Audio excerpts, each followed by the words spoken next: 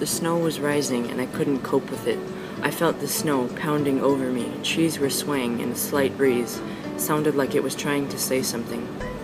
I looked up and saw the black clouds dangling above my head, the anticipation rising. How could the sky be so gray but the rest so lovely and graceful? "Grab your shovel, time to get going," my dad yelled from the side of the house, throwing me a shovel.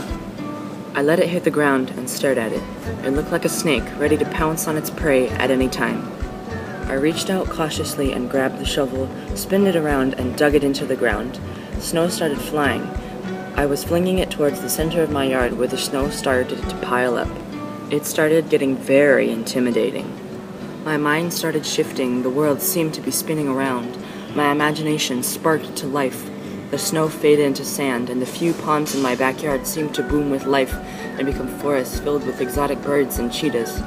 All of a sudden, I realized the sand was no ordinary sand.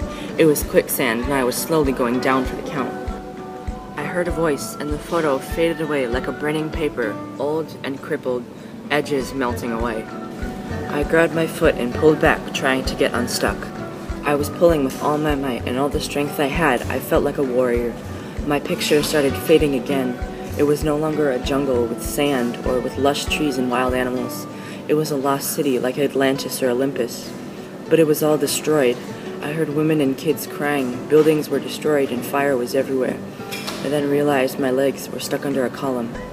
I tried to lift the column, but it wouldn't budge. I cried for help, but everyone else was too busy with their own demise and crying for their lives.